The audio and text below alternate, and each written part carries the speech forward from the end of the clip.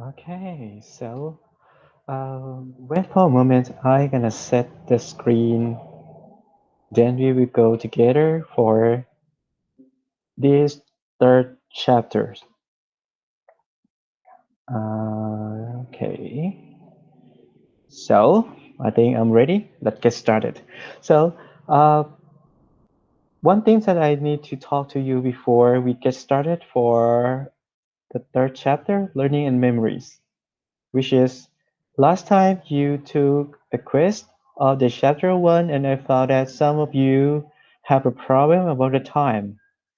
So it would be better if you can join the Google Meet to see the countdown time.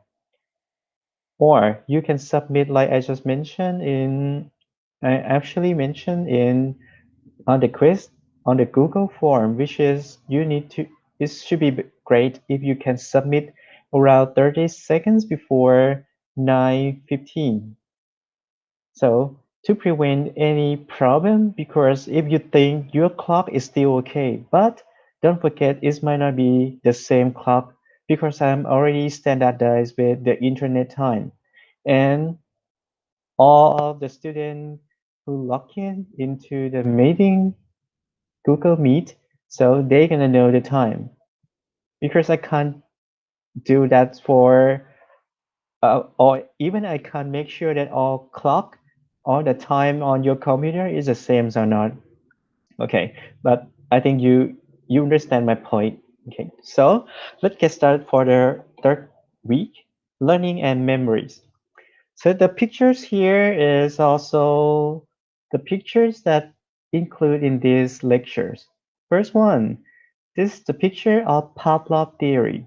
So Pavlov is a Russian physiologist. He worked for doing some uh, experiment how we train, how we be trained by the marketer. This is very interesting, and for now is still used, and it's actually the fundamental concepts in psychology.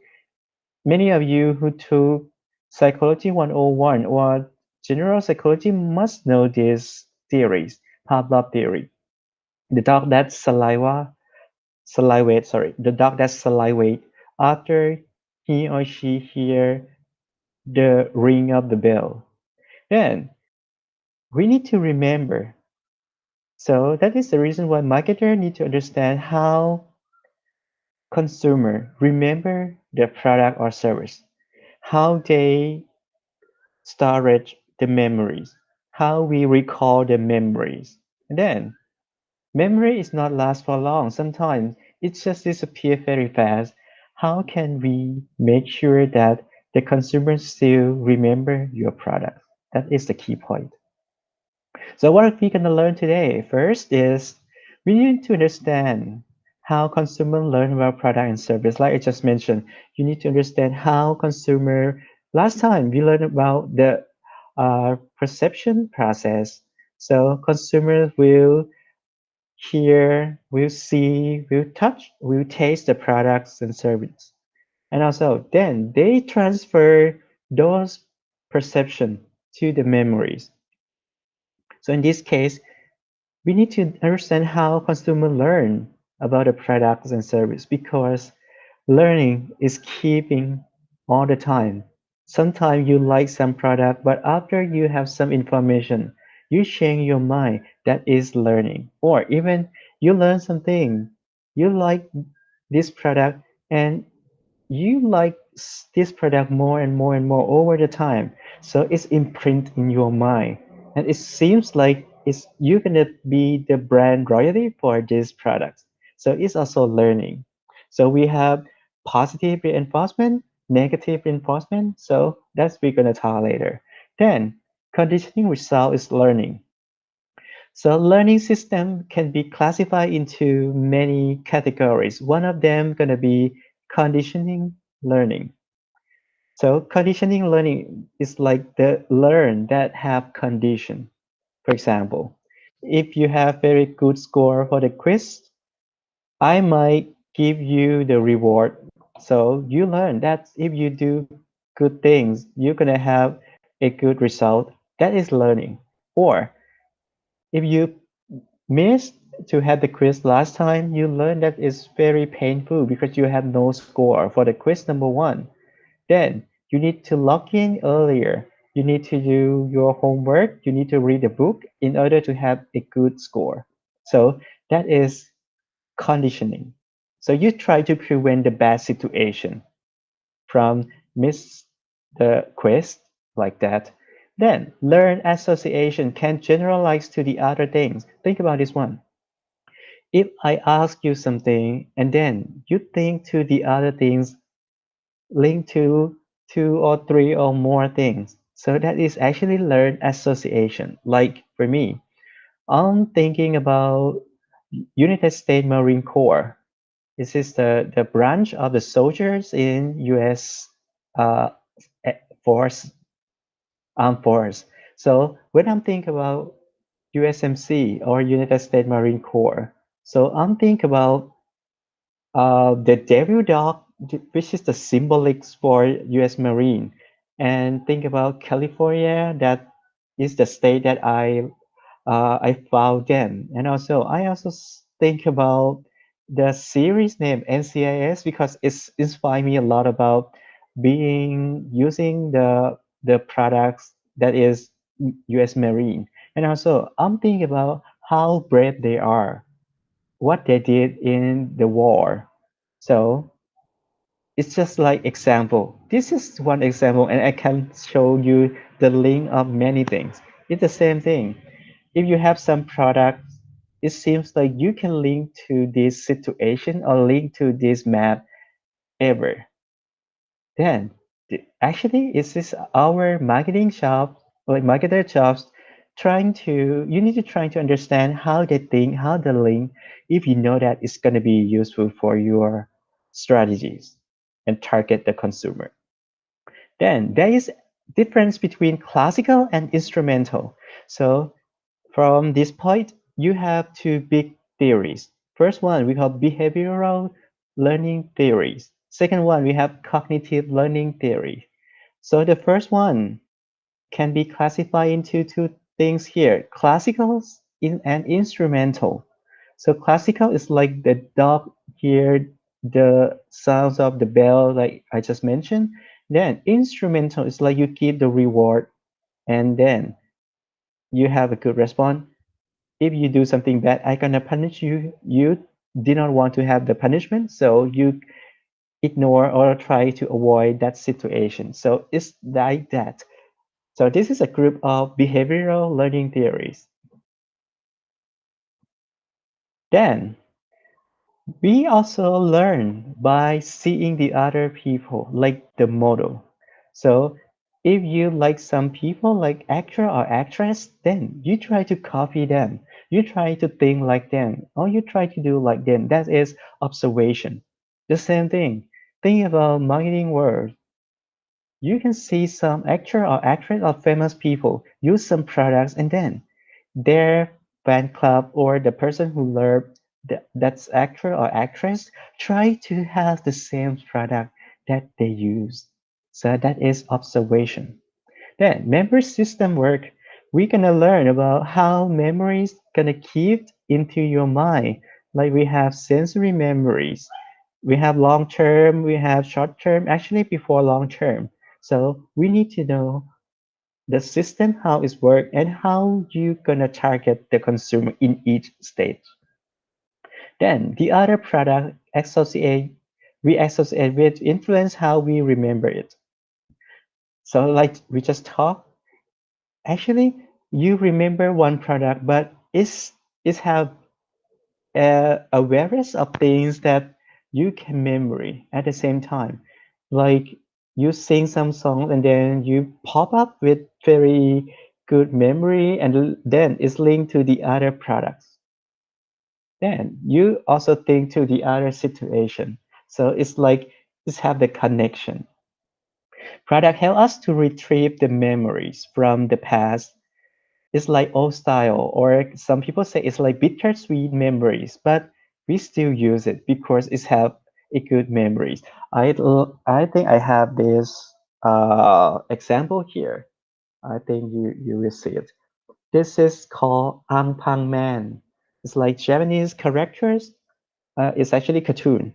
So I have this one because it was the cartoon that I watched in the past when I were young.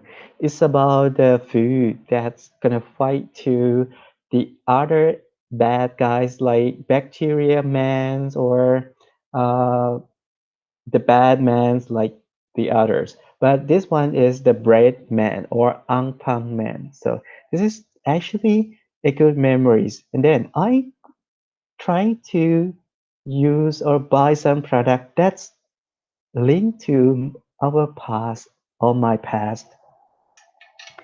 Okay. Then just said products help us to retrieve the memory. Yes. Everything that you keep with you, especially for the people, is linked to some memories. It's help you to think about it. Like some people gonna have the locket or the necklace that have your mom and your dad pictures, like there. Then, when you feel tired, like gets exhausted, then you just touch and think about it. It's retrieve the memories. Then marketer measure our memories on product and advertisement. So actually, I would say marketers measure the memories by two ways. They can ask for recall process and also recognition process. It's actually like you ask how you think or how you remember about a product and service. And that is very useful because you can know how to connect with the memories of the consumer. So let's talk about this one, learning process. So I would say marketer uh, recognize that the long-standing process is actually the connections between uh, products and memories. I would say that again. I'm sorry. So the marketer recognize that long-standing memories. This is the actually the result from the connection between products and memories. So it's mean if you need to have a long memories, you need to trying to connect between products and the experience or the memories that they have. Not just only product is successful. So this is the trick that why many marketers trying to provide some good memories into your product. They trying to teach you how to remember. They trying to teach you how to maintain or keep the memories that attach to the products in order to create the brand equity or brand royalty. Think about this one. You gonna have some good memory in some product when you were young. Like for me, I have good memory for Milo, like chocolate drink, because I have a good memory with the chocolate drink named Milo. That's provided in the school. So that's time is so fun and it was delicious because it's actually free sample. You need to wait for a long line, just drink a small cup, and then it's like fantastic moment. Then this is how Milo marketers trying to reach you with the products and memory. So for now, I'm still remember that feeling and that situation.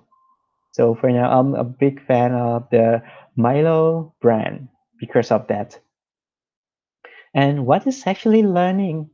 So the meaning of the learning is actually the permanent change of the behaviors caused by the experience. Like you change the behaviors, then it's trained to be last, it's trained to be long time. So that is learning. Learning will happen that just that you have the things that you need to realize that you need to know. Then you decide to change. Then you can start to change. That is start of learning process. But if you don't change anything, we didn't call learning. So learning is like you have some information and you adapt the mindset, then change your behavior. It's like that. And it will say, not all time learning is have intention.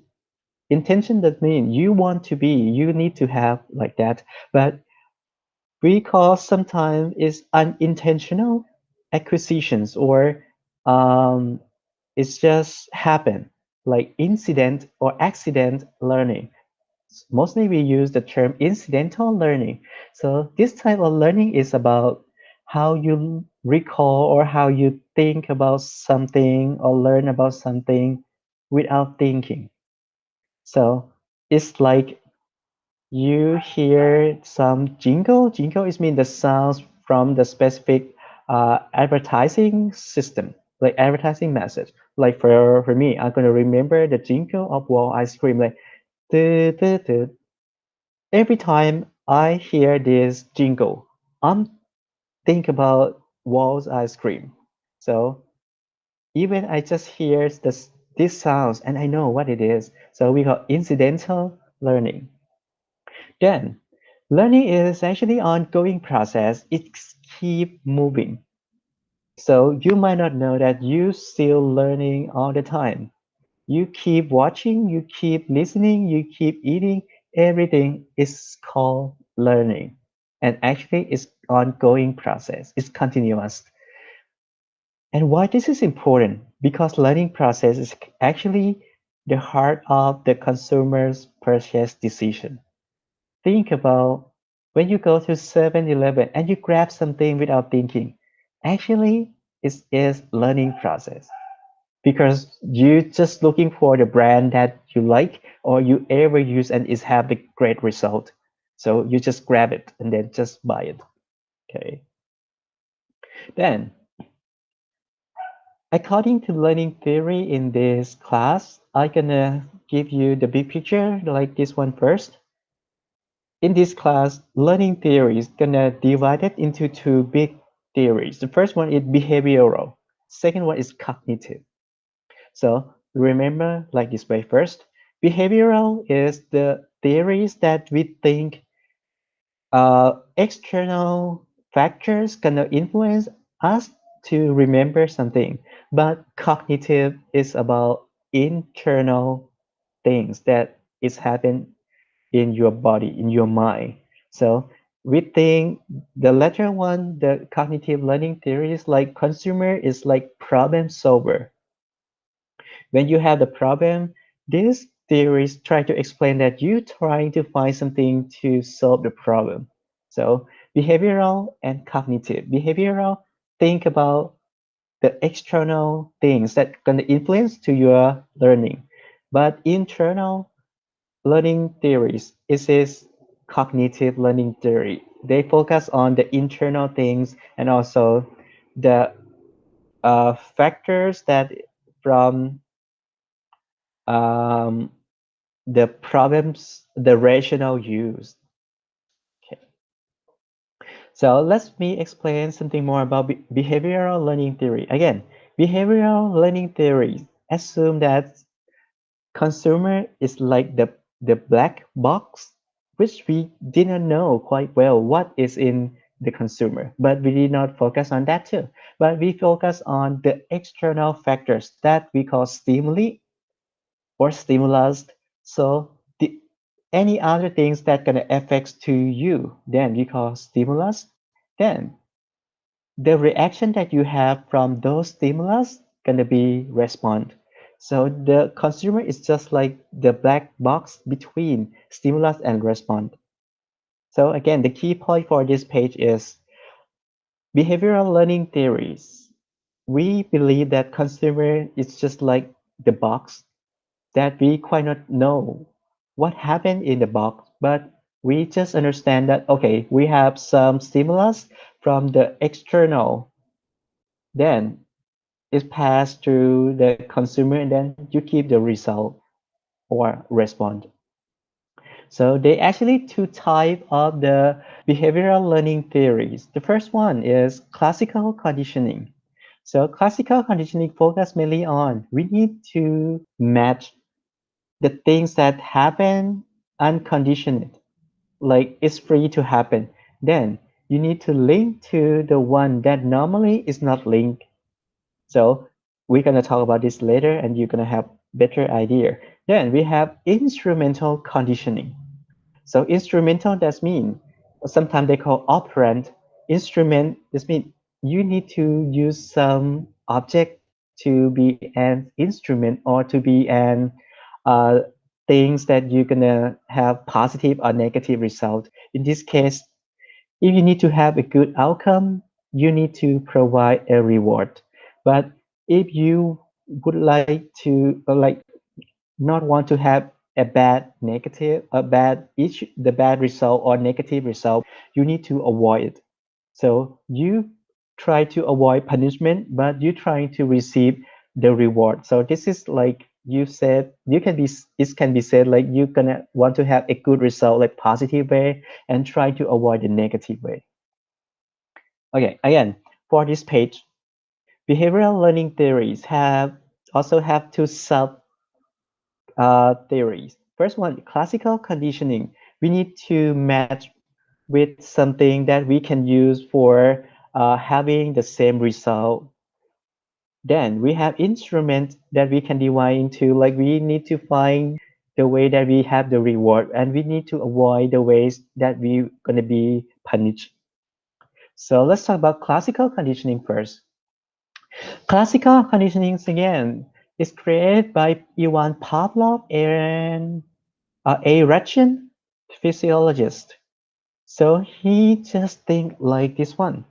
So think about this one. Normally, when you want to give the food to the dog, so when the dog see your food, they gonna salivate, like have the water in their mouth, like maybe just drop outside like that. But what he trying to do? He tried to match with the bell. So he trying to show the food first, then after that he ring the bell. Then he trained the dog to have the saliva on their mouth. So he keep doing like this, and finally you just ring the bell, and then the dog have salivation on their mouth. So it's like every time you are in the school, when you were in the high school, you hear you hear you heard the bell. That's gonna be the size for the lunchtime. So you heard that, then you feel hungry. It's like that. It is classical conditioning. The thing is, normally the bell did not create the hunger. The bell did not make you feel hungry. But for classical conditioning, the bell can make you feel hungry. So the same thing. We describe like we think about the meat or the food is UCS, unconditioned stimulus. Unconditioned is mean it's happened naturally. It's didn't force. It just happened. Like in this case, when you show the food to the dog, that is unconditioned stimulus. Then we have bell, which is conditioned stimulus that we're trying to create something which is when we ring the bell, then the dog gonna have saliva. So we call conditioned stimulus. Then salivating is conditioned response. So in this case, after you ring the bell and the dog have the salivation on their mouth, this is the conditioned response. So for now, you might not understand quite clear. Oh, Ajahn, do I need to remember these terms or not? Actually, you need to understand the concept like this one. So I have to link of the videos below. You can watch, you can take a look more if you want to have more explanation. But I can explain you to with these three steps. Let me drink water a little bit. Okay. So like this way, We have before, during, and after conditioning. Sorry. At first, you need to understand this point first because this is initial step for learning classical conditioning. Normally, when you ring the bell to the dog will not have salivation, right? Like you ring the bell, how the dog gonna have the saliva in their mouth? No. So we have this concept first. But then you just show the food and then the dog have salivation or the saliva on their mouth. So this is natural. That is the reason why they call US or unconditioned stimulus and unconditioned response. So food and then salivation. This is natural. This is unforced. This is unlearned. This is instinct or it's happened freely. It's happened naturally. And then we know that if you want to have the salivation on the dog mouth, you need to give the food. So how Ivan Pavlov trained the dog is he ring the bell first. He give the dog second and the dog gonna have salivation. Sorry. So in this case, bell gonna be conditioned stimulus. The second stage is the Ivan Pavlov gonna give the food that is also unconditioned stimulus. Then the result is unconditioned response. So the second step is you train the dog by ring the bell first, then give the food to the dog, then the dog have salivation.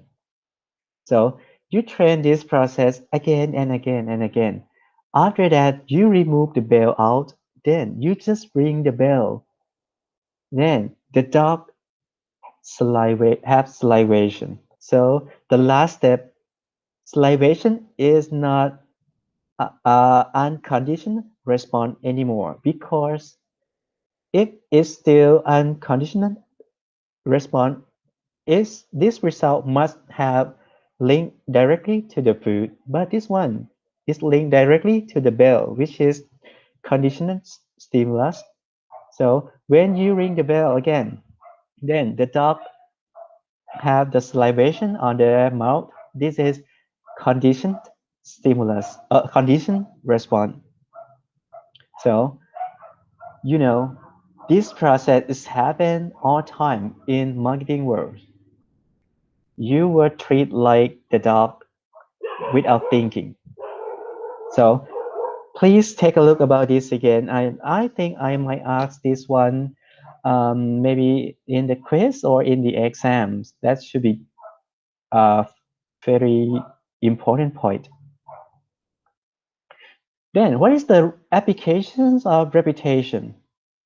So many times you keep learning, even you just treated by the dog in Pavlov theories.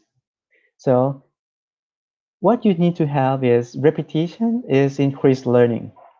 It's like you train many times on the second step of the classical conditioning. It means you need to practice, you need to be trained, right? So every time you train, you're gonna remember it more. Then they would say more exposure, more observation, more seeing, increase the brand awareness.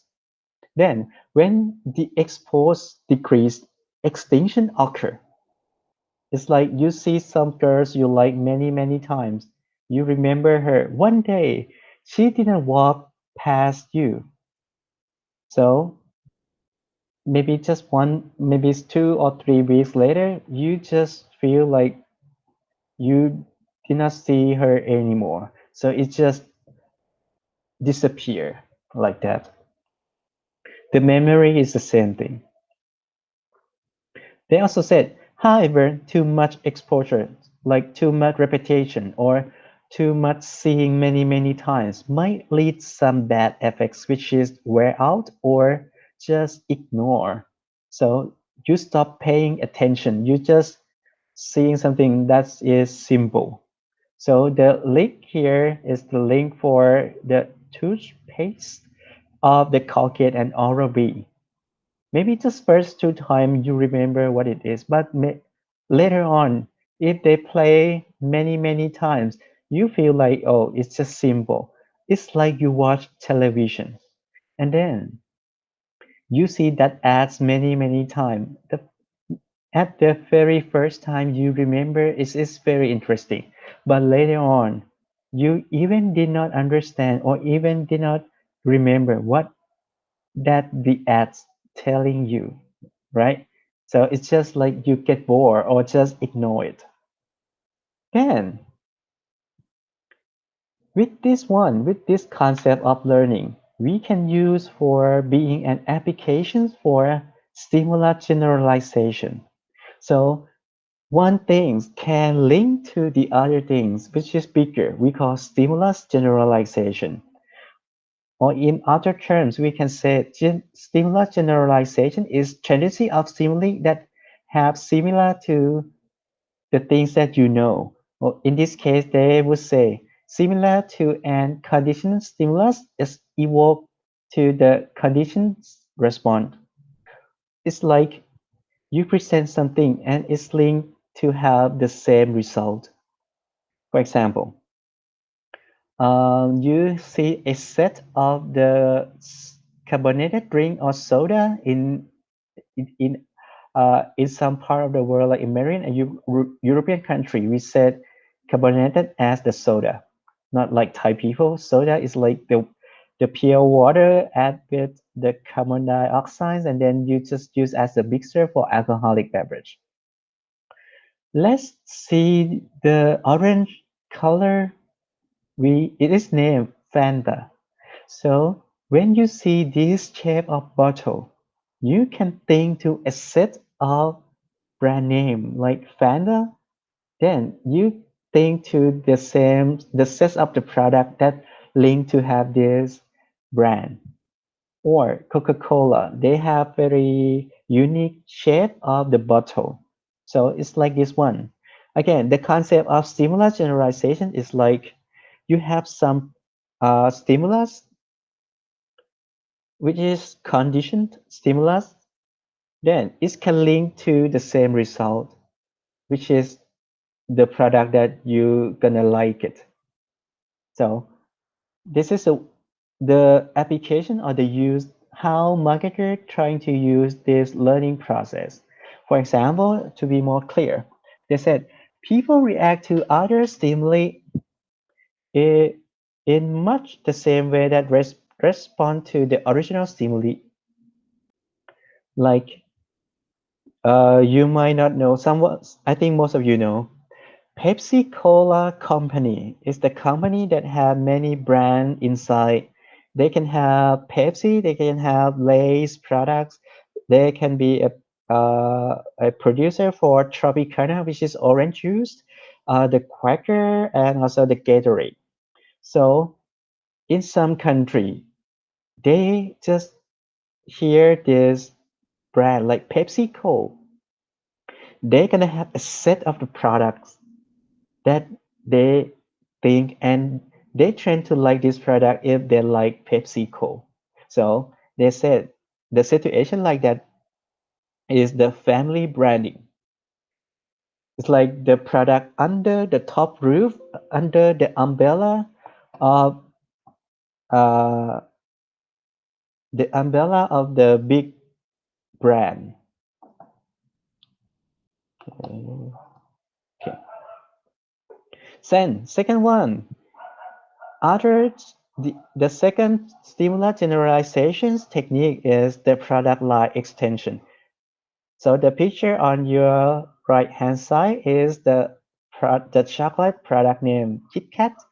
So Kit Kat is originally had just the chocolate flavor, but for now they have many flavor, including like in cubes in the chocolate like green tea, the cheesecake, the banafe, whatever. So we call the variety of the product in the same range, which is product line extension. Then we can have the licensing too. So licensing is like if you have the well-known brand name, then you want to use those brand names for attracting the consumers. You can buy the license to produce the product under that brand name. So we call licensing. Look-alike packaging. Sometimes some products they're trying to create a series or the character of the package. So they're trying to create a product that have the same character. Even you see this product, then you can imagine this one gonna be this brand. So that is the reason why they're trying to keep working on the similarity of the packaging. So we call look alike packaging. I would say S&P Bakery is a good example. So they have the logo, they have the characters of the level. Every time you see, even it's quite far away, but you still remember this is S&P products like that. Stimulus discrimination is opposite to stimulus generalization. So stimulus discrimination happen when a stimulus similar to conditioned stimulus is not followed by unconditional stimulus. I don't like this technical term. It's not quite easy to understand, but remember like this one.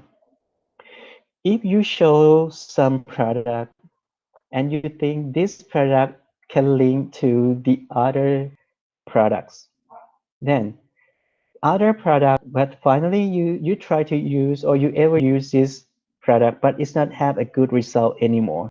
So the result that happened because similar discrimination.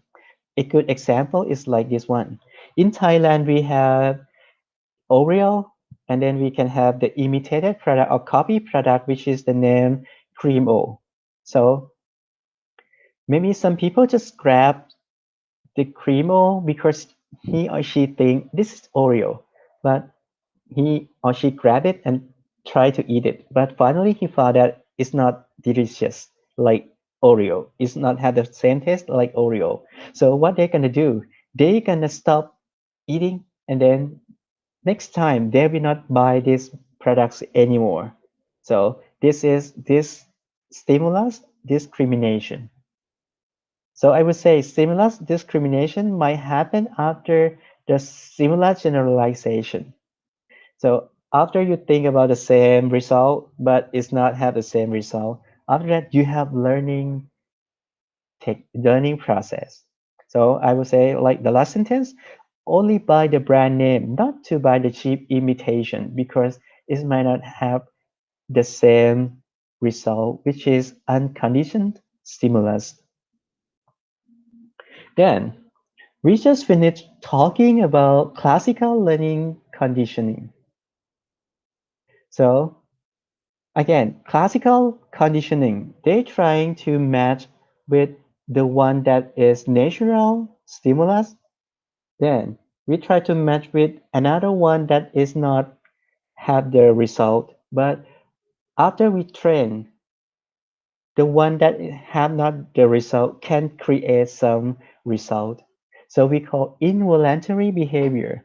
Involuntary behavior is happen without intention, but voluntary behavior is like you willing to do that. So instrumental conditioning is the voluntary, but classical conditioning is involuntary. So again, instrumental is like you have the object if you have a good result, like you have a good reward, you feel happy. But if you have the bad result, like you did something wrong and then your mom just want to punish you and you get hurt, so you have the bad result and normally you're trying to avoid it. Like here we call that instrumental conditioning have the concept which is we we might have both positive outcome and negative outcome. So the positive reinforcement, like the things that cheer you up when you do something good, like we call the reward. But If you uh, not want to have a bad situation or bad result, you try to avoid it. We call negative reinforcement. But if you did something bad and then you'll be punished. So you'll be punished by some people. So that is unpleasant event. So you're trying to not have like that event. So you don't want to be punished. Then the last one, if you do think about this one, if you do something good and then it's not good for you anymore. So it might not have huge impact like you think or you have ever. Then your degree of intention gonna be reduced. So I can give you more explanation on the next page, which is this one. Think about the top left first. We call positive reinforcement. Like my mom said, Art, if you have GPA more than 0.75, you can ask any gift. So I would say, wow, this is true. If I have better grade like 4.00, my mom gonna give the reward. So that is positive reinforcement because I have the reward that I like. But after that, my mom said, for the top left, think about extinction. My mom said,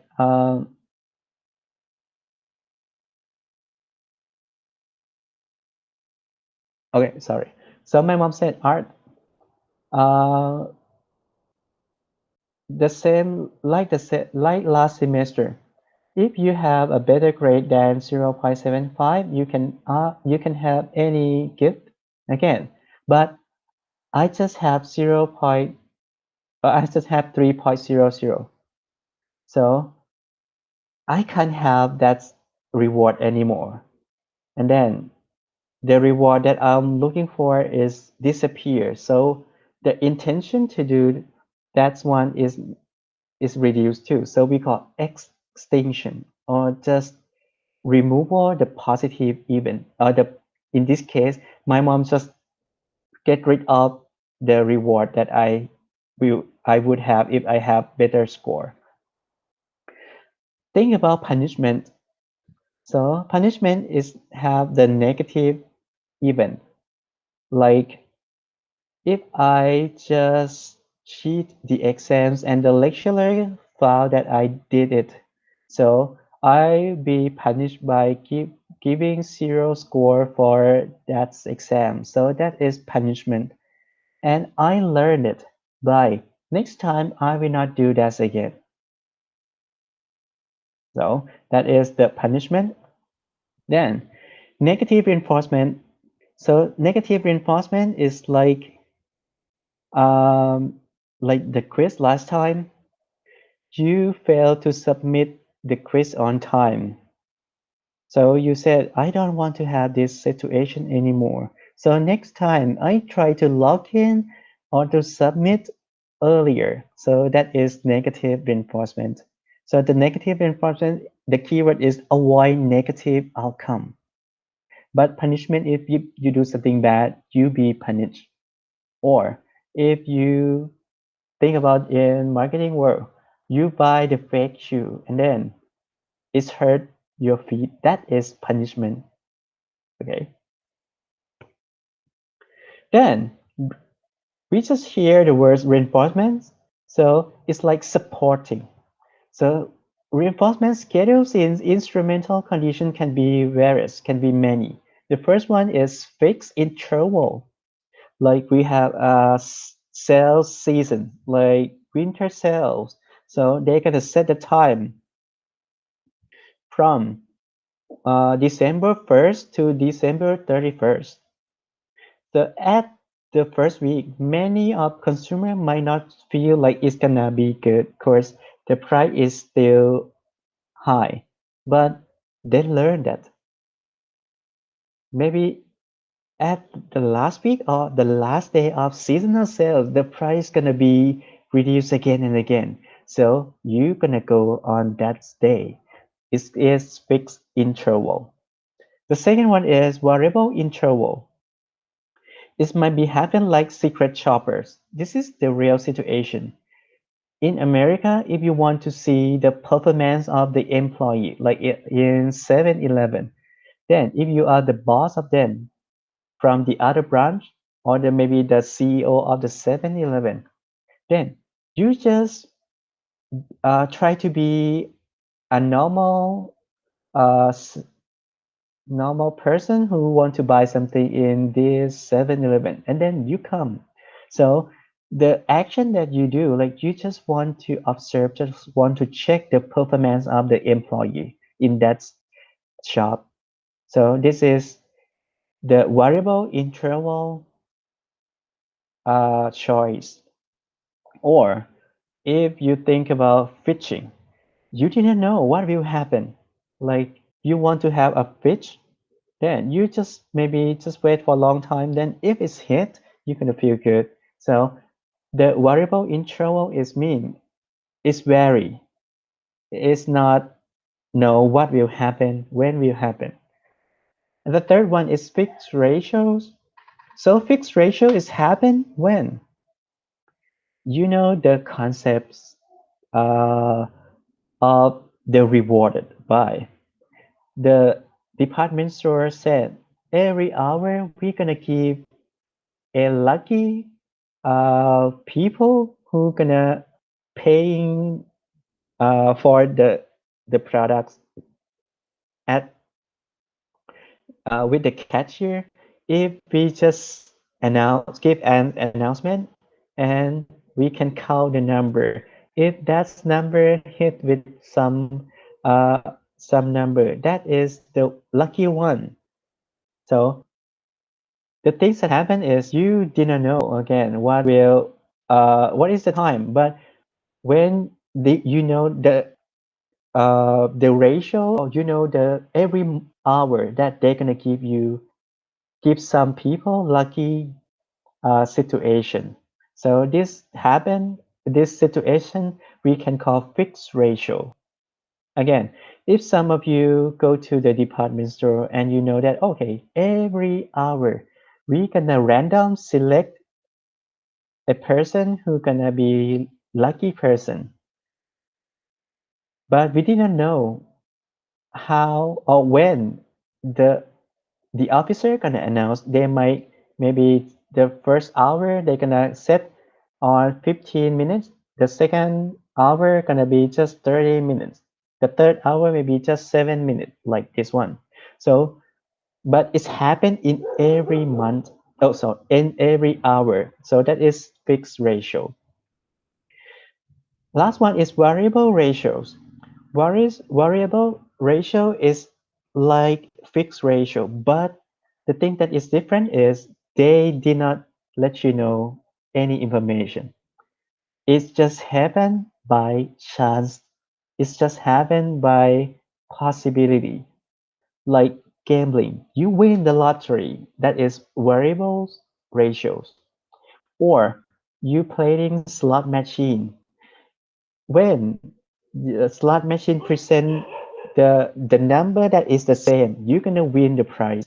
So that is variable ratios. So I might ask you for the quiz. Let's think about the concept of each one carefully. Then we just talk about the behavioral learning theories. So behavioral learning theory is about the learning theories that focus on the external factors.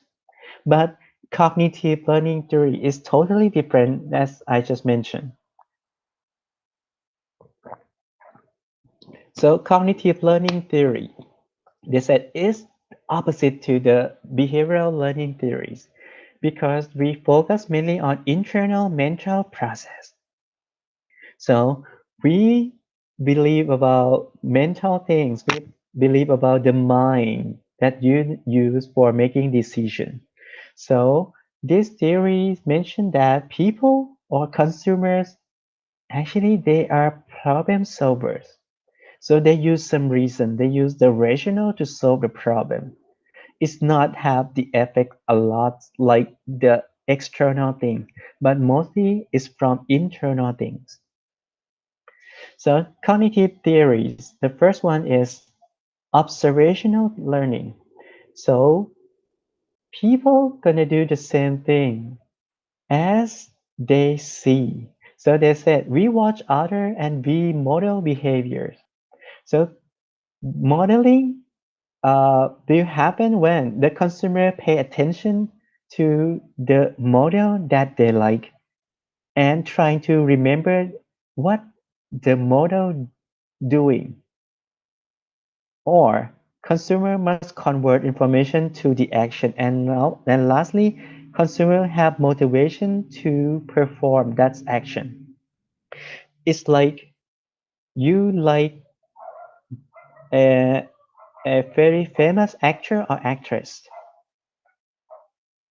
then you try to see how what is the product he or she used, and then you remember what's the product that he or she used, then you have a good chance to buy the product. Finally, you use this product to represent the same thing as the model did. This is observational learning. So you learn how to be like the role model. So we can apply the modeling technique in marketing world, but one thing that you should concern is uh, mo- modeling technique might not always good because we have the critique, we have the discussions with the result of the people.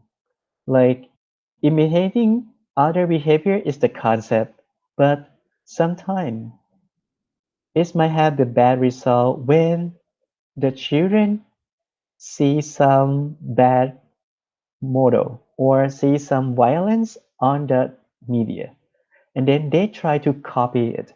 So we have this research or study which is when the boys see the action movies like killing people and punching people or playing video games like have the fighting mode like that.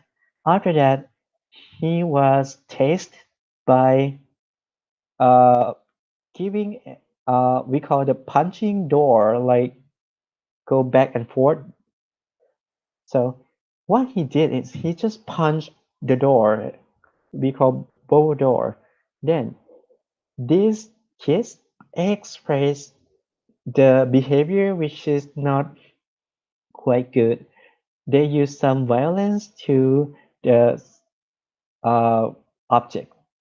It's like you see some drama and they slap on the face. So many students learn it, learning by just seeing that model. So be careful on this situation. So this one is just summary. What we just talk on, sorry, what we just talk on this page 19 or page 16. So I said when we talk about modeling, so modeling is like we try to copy the other person behavior. It should have first attention. Then you need to have some retain, or you need to keep, or you need to memory. That's action. And then you need to have abilities to show that's action. The modeling will not happen if you learn but you did not express. So you need to have that situation to show what you have in the memory. Then they said situation arise wherein the behavior is useful to the consumer. So you have ability to perform. Then you have the situation to show. After that, the consumer obtain and perform behavior that demonstrate by the model. Like I mentioned. So you saw the handbag of and famous people. Then you remember it. Oh, this is good. I'm gonna buy it. Then you have the money to buy. Then you go to buy. Then you use as the public. So this is all complete process of modeling. Then, what's the roles of the memories in learning? Actually, what is memory? Memory is the obtaining information and then you keep it over time or maybe for a long time. So you can recall, you can remember when you need. We call this process, which is memory. So many researchers think like this way. They said consumer is have they have the mind. It's like the computer that you have input data and output data. So the process is happen like you have external input and then you encode or encode is mean you change the form of information you have and then keep to something in your mind. You store it or just keep it and then you retrieve or you just recall. You just try to think what you remember. So this is retrieval. So let's talk about encode first. So encode is actually mentally program. It's the program about your mind. And encode determine how your brain will store information. So encode is like the way you just uh, trying to keep the memories. So you're trying to keep the memories by many ways, like sensory meaning. You just remember something in terms of the color, in terms of the shape, like that. Or sometimes you remember something in terms of semantic meaning, which is symbolic association. Like you see Nike logo, you know what it is. That is semantic meaning. And then sometimes we also have this type of memory we call episodic memories. So this type of memory focus mainly on personal issues or personal relevance. Like you have your own memories. So every time you see this product, you're gonna think about yourself. What is the personal issue that you have in this product? We call episodic memory. Sometimes, like many people, you remember something differently. Like some people, as I know, they remember the as the letter, some keywords, but some people remember like the story. For example, if I show you this pen, the blue pen that is given by my professor, so every time I touch this pen, I'm gonna have a story of my professor like that. So this type of memory store information by the story form. Then here is the one of the memory process. So memory process start from you have the sensory memories. So this type of memory, normally people have this one first. You have the memory from observation. You have memory from seeing, touching, taste, like the last chapter that we have stimulus, and then we have receptors. So sensory memory had uh, they said this is temporary or short term. It's actually very short storage. So you have this one first, then you have attention. So you see something, but you need to focus on them too. After that, after you pay attention on sensory memories, you're gonna have the short-term memories into your brain, on your mind, like brief storage of information that currently being used. Then, after you have short-term memories, you do that again and again. So we call elaborative rehearsal. Rehearsal is mean train. So the information that you have from the short-term memory, if you use that again and again, or it's like you read a book, the first time you read the book, you see the letter, you see this picture, it's a sensory memory. You're trying to remember is encoded to be short-term. You change the form of the sensory memory to be short-term memories. Like sometimes You just remember like the picture. Then you try to do that again and again, maybe 2 or 3 times at least. Then those information that you have from the short-term memory is gonna change to the long-term memories. That is gonna be long run or the permanent. So where is the cognitive process? The cognitive process happen on the fourth step, which is behavior elaborative rehearsal. So that means the elaborative rehearsal is a memory technique that involves in thinking about the meaning of the term that you remember. It's like you trying to force yourself to remember again and again, and it's turned to be long term, not just short term. It's like actually I love to give this example. When you want to have a good grade, you have sensory memory. You read the book and then you make a short note to see the key content or keywords. Then you read short notes many, many times. It's gonna change to the long-term memories.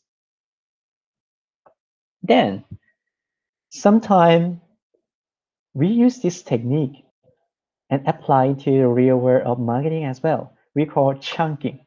Chunking is actually specific on the short-term memories technique. It's actually how you remember the things that you have just short time, like the brand name. So when you set the brand name, make sure that it's easy to remember, not just have the long words or sentence, or even sentence is too long, or it should be the one that is easy to understand and remember, not be like difficult to pronounce or difficult to call. So we said it's like just easy and it's noticeable. We talk like that. It's obviously and noticeable. Then and another example is like area code of the phone number. Like for northern, like Chiang Mai, Chiang Rai, gonna be 053 for the local code. So it's help you to remember, or even the phone number, like this picture. You have nine, no, 1, 2, 3, 4, 5, 6, 7, 8, 9, 10. You have 10 digits. The technique that many people use is you need to set into 3, 3, and 4. Like this one, 6, 1, 3, 8, 6, 9, 5, 5, 3, 4. So this is how we remember. Then you were teach you were taught by the marketers to have this technique. Like every time you see the ad and then say, call me with this number 1, 1, 2, 3, 4, 5, 7, 8, 4. See, you were trained by the marketers. Then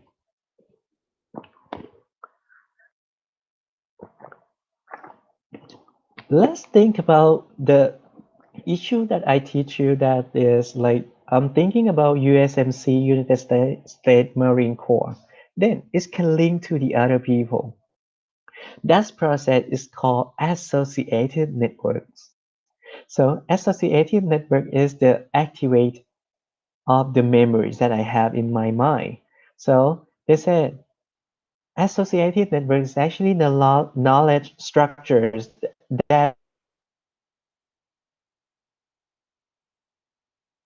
have the interconnection of the node. The node, the concept that we can talk about next page. So for now, think about this one. Associative network is like you have a map, and then that map show you how it's linked to the other subject or other object. So it's actually have the hierarchical, which means it's have the order from 1 to 2, 3 to 4. It's not jumped. So this is activation network like here. I copied this picture from the textbook. They said this is good example because like when you think about perfume, what product that you're gonna think? You might think about cologne, you might think about floral essence, you might think about toilet paper. Then Some people think about cologne. They're gonna think about the brand Calvin Klein. This might be because they when they use Calvin Klein, they need to use with cologne or even floral essence. So you can have the connection between obsession and then you link to be rich, to be Rolls Royce, like luxuries car or Mercedes Benz like that. Or maybe you think to be poison and then think to sexy. Then sexy can link to Elizabeth Taylor, Angelina Jolie, Victoria's Secret, maybe just then send to Victoria Beckham, whatever, or even your boyfriend, your girlfriend, like that. So here, this is the map again for being an associative network, and it's have the connection, and it's also have the hierarchy, which is have the level, it's have the step. So they said, incoming piece of information get stored or just kept in associative network. It's actually you have this picture into your mind, but it might not easy to show like this one. Then they said these storage units are knowledgeable structures like spiderweb. Then if one node or one piece of this one is starting to present, it's linked to the other things. That is the keywords too. For example, it's jump to like I'm thinking about sexy, so I might think about Elizabeth Taylor, and that is linked to elegance. It's linked to the Chanel brand, white linen clothes. So it's linked to the other people, not just the one that you think. Then the process that we just talked that is linked from one to the other, we call spreading activation. So they said a marketing message can activate your memories direct or indirect ways. As a node is activated like this one, as a piece of the network associative network is happen, like be trigger, it's gonna link to the other one. So and then it's present the result of the memory in many ways. Like first, brand specific. So you train the memories can be retained or can be recognized according to what the brand say or what is the brand claim. Like you have Colgate toothpaste, and then they said your teeth gonna be so white. So every time you hit with Colgate, you think about the white teeth. Then add specific. So you recognize or your memory is gonna be linked to the content or the media that ads say or ad just have. So some students ask me, Ajan, what is the difference between brand and ad specific? So brand specific just mention about the one that they said it's gonna be, but the ad specific is the media that they describe. Like you remember the actor, the actress, or remember the situation in the ads like that. Brand identification. So you remember the brand name is clear. Then product categories. You remember the product in terms of the group, like how the product works or where it should be used. So, for example, you think about you remember S&P Bakery.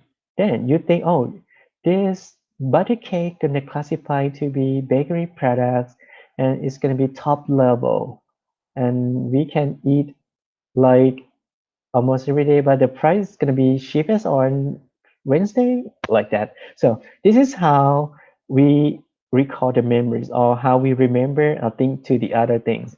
Then last one, if you think about emotion, it's maybe both positive or negative. So we remember in terms of evaluative reaction, like you see some product and it remind you to be X to your ex-girlfriend, like how hurt you have when you have this kind of pen, like that.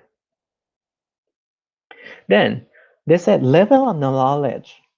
So every note or every piece that I just sent here, just show here, is actually we call individual note. That means meaning of the concept. Like I said, like here, I said maybe photo essence can have the meaning in terms of elegant or obsession for the perfume. So you have that meaning of the concept. Then, if two or more notes connected, we call it positions. Proposition is mean complex meaning. Like I have just elegant, just have accessions, but I can link to the other actor or actress, so we can have more story. Then two or more proposition we call schema.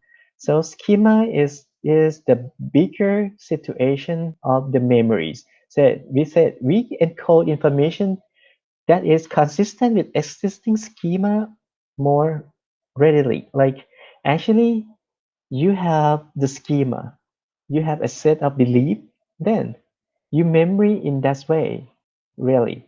Then one type of schema especially relevant to the consumer behavior we call a script. So what actually a script? A script is the sequence of the event that individual expect to occur. Like when you're gonna have the date, what is the situation that might be occur during the date? So you might think about, oh, we're gonna have an very good looking clothes. We're gonna wear this very good, very nice shoes. We're gonna eat steak. We're gonna have the wine, have the sounds, have the music. Then we have a good talk like that. So we call script. Or even, what is the script for having the dentist? Like the tooth care script like that.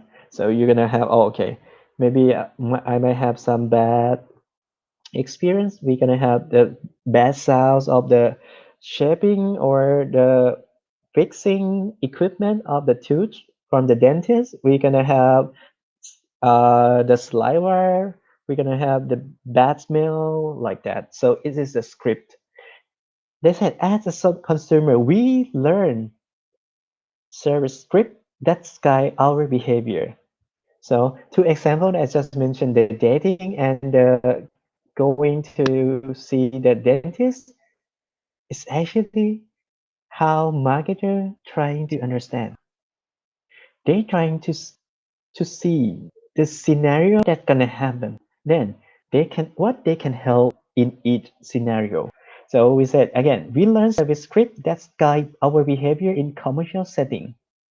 So we gonna be the person who provide and trying to give that script have the best result is our job. Then analogical learning. I would say not all time you learn with direct thing. Indirect learning can happen too. We call analogical. Analogical is mean you can use some concept and link to the other products or concept.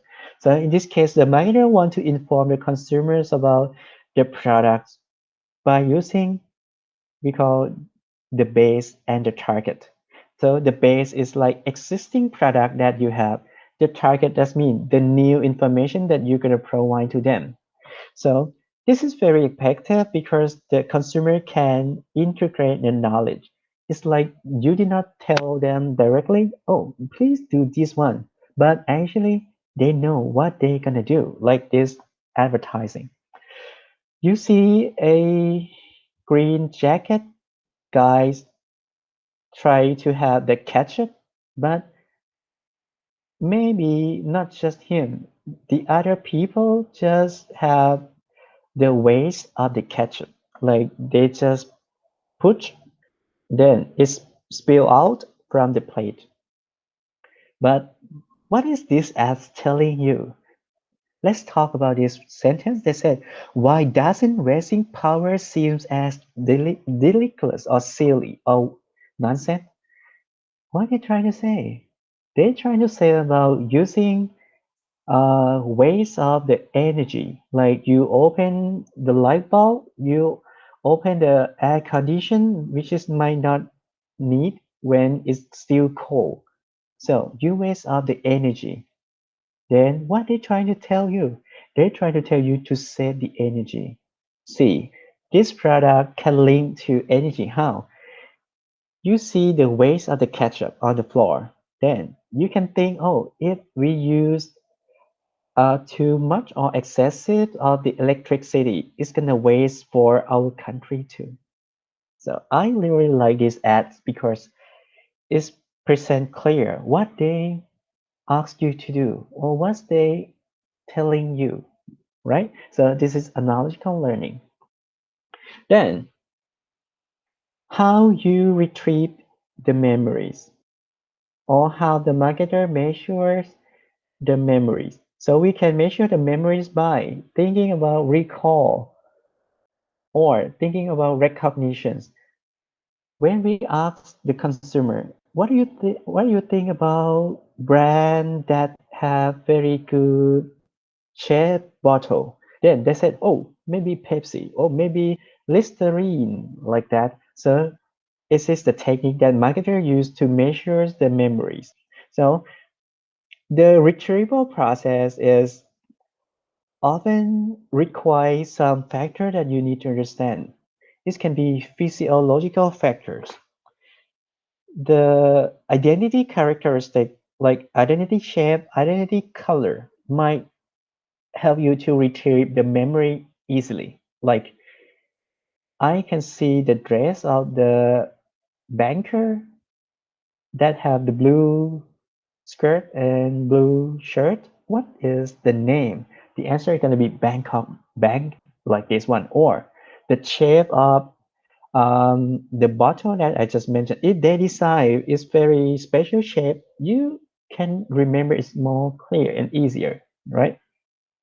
Or situation factors, like sometimes the consumer might retrieve or recall the memories according to what they pay attention. The more you pay attention, the more you can retrieve. Then, what is the first brand or the pioneer brand of that categories, that's products?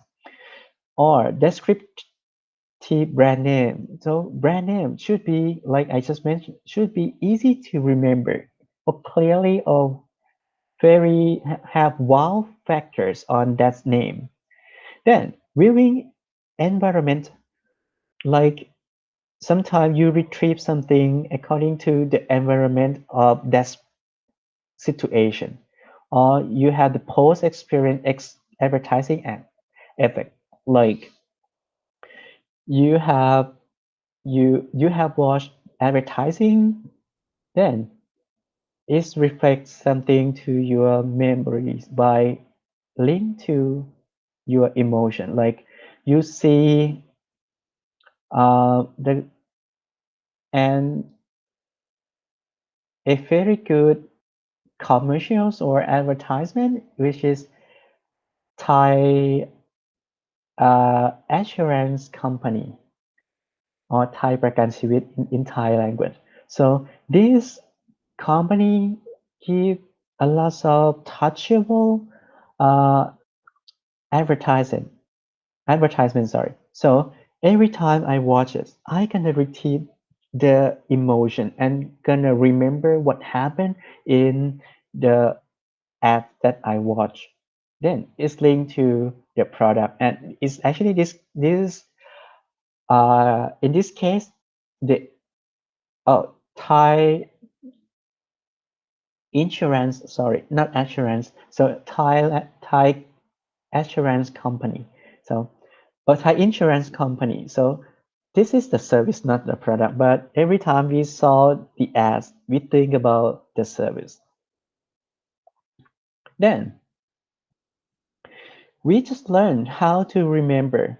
Let's talk about how we forget it or how we remove it from your memories. So they said appropriate factors are the clue for retreat. So it would say keep and forget should talk with the same time. So in this case, they talk about how what is the factor that we retrieve or we keep is gonna link to how we forget. Like first one, state dependent retrieval. Like you recall and ask if our mood is similar to the purchase environment. So it's linked to the environment that you have, then you recall it. But if the environment is not happen like the one that you ever had, so you tend to forget it. Like you go to the shop and you remember, like for example, Amazon copy. One day they change the themes to be the other, and then it might make you forget about what you ever have before.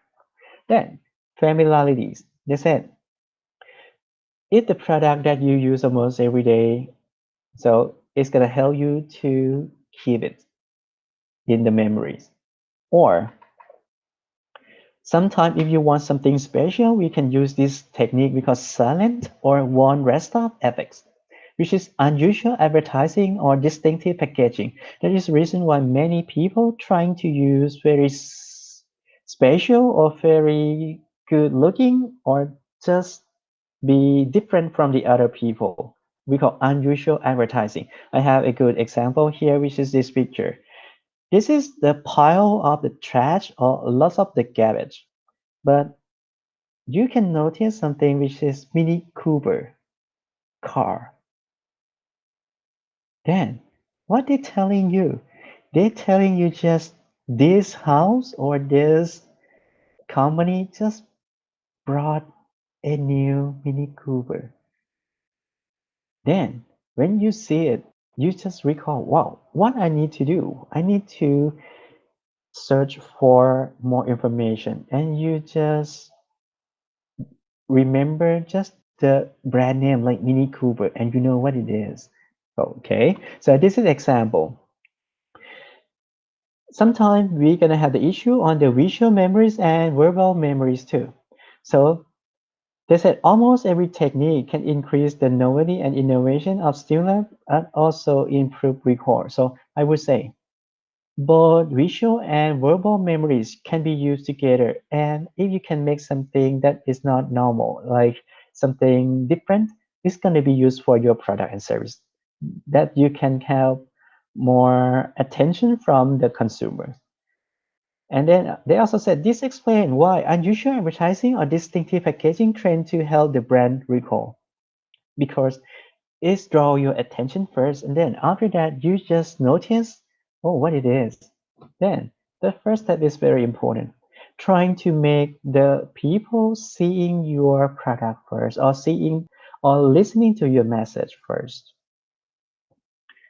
Then not current memory is just stable, it's just important, but sometimes the past memory also important because the marketing power of nostalgia or marketer use these characters to just attach or just attractive have some intention to the people who live in the past but still have something right now.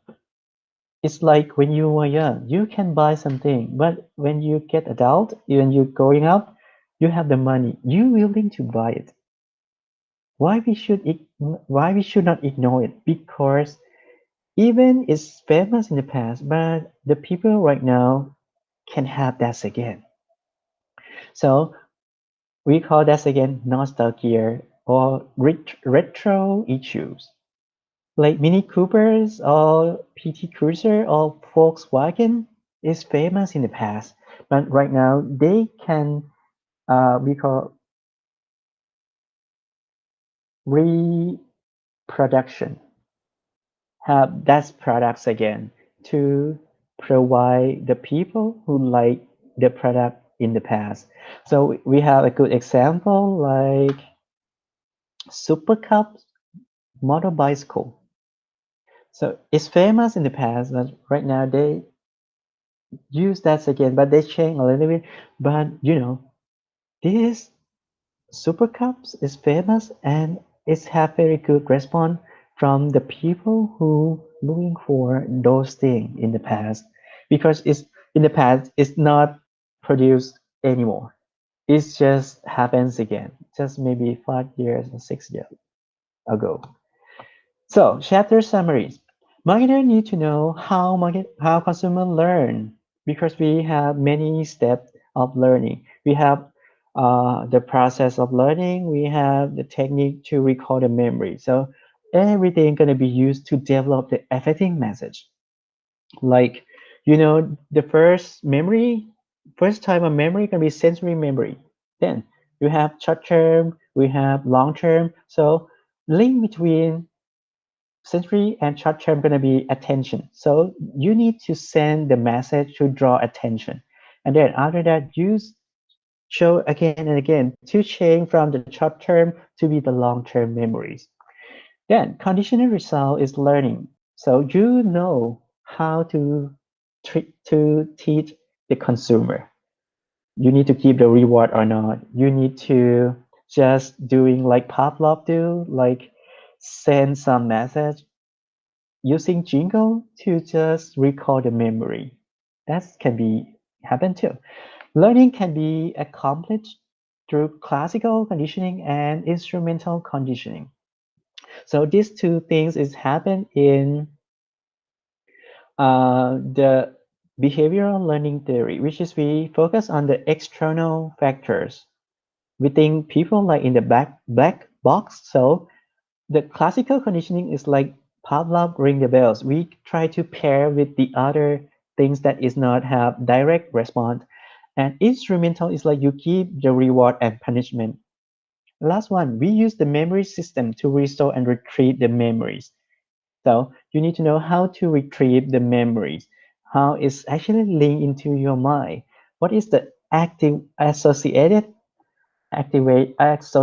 network in your brain, in your mind. So that's all the content for these chapters. Again, feel free to ask me any question or ask me for more explanation if you need.